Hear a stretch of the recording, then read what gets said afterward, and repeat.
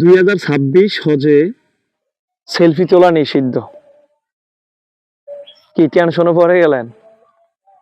আমিও টেনশনে পড়ে গেছিলাম যে আসলেই 2026 হজে কি সেলফি বা ফটো তোলা নিষিদ্ধ নাকি।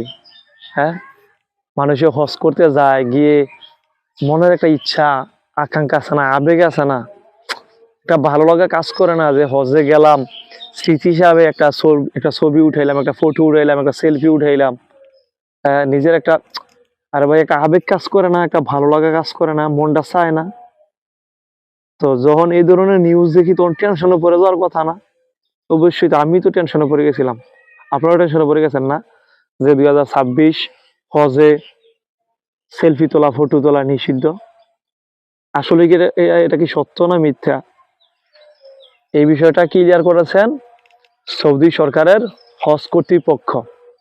যারা হজ নিয়ে কাজ করেন, হজের আপডেট দিয়ে থাকেন, হজের বিভিন্ন বিষয়গুলো যাদের আয়ত্তে, যারা নিয়ন্ত্রণ করেন, তারা এই বিষয়টা ক্লিয়ার করেছেন যে আদৌ 2026 হজে সেলফি তোলা, ফটো তোলা, পিক তোলা নিষিদ্ধ নাকি জায়েজ, মানে জায়েজ মানে তোলা যাবে কিনা আর কি। মানে জায়েজ বলতে মাসালা নিয়ে না, মানে বলছি যে তোলা যাবে কিনা, এটা আমি জায়েজ হিসাবে বললাম আর কি। তো ওনারা এটা ক্লিয়ার করেছেন ওনাদের সংবাদের মাধ্যমে যে হ্যাঁ, 2026-এর হজে সেলফি তোলা যাবে, ফটো তোলা যাবে, কোনো সমস্যা নেই। তো এই বিষয়টা নিয়ে, কারণ আমরা বাঙালি না, বাঙালি বলতে কি আসলে বাঙালি না, এটা গোটা মুসলিম বিশ্বে একটা আলোচনা সমালোচনার একটা ঝড় বয়ে গেছিল আর কি। তবে বাঙালির একটু বেশি গুজব ছড়ায় আর কি, যে আমরা গুজব ছড়িয়েছিলাম কিছুদিন যে 2026 হজে সেলফি তোলা যাবে না, ফটো তোলা যাবে না, মোবাইল টোবাইল ততটা ইউজ করা যাবে না, এমন একটা গুজব ছড়ছিল আর কি।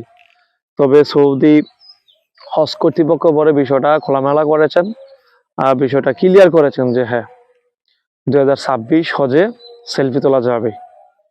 তো যদি না তোলা যায় তাও অনেকের হয়তো কষ্ট লাগবে, আর যদি কর্তৃপক্ষ না দেয় তো কিছু করার নেই, তবে দিবে বলছে।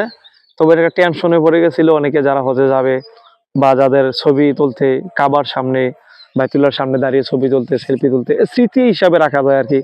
তো এগুলো আবেগে কাজ করে অনেক সময়, যদি না দেয় তাহলে একটু কষ্ট লাগে। তো এই বিষয়টা আবার আমাদেরকে গুজবেও ভোগাইছে কিছুদিন। তো শেষ বেশ আপডেট, 2026 হজে সেলফি ফটো তোলা যাবে।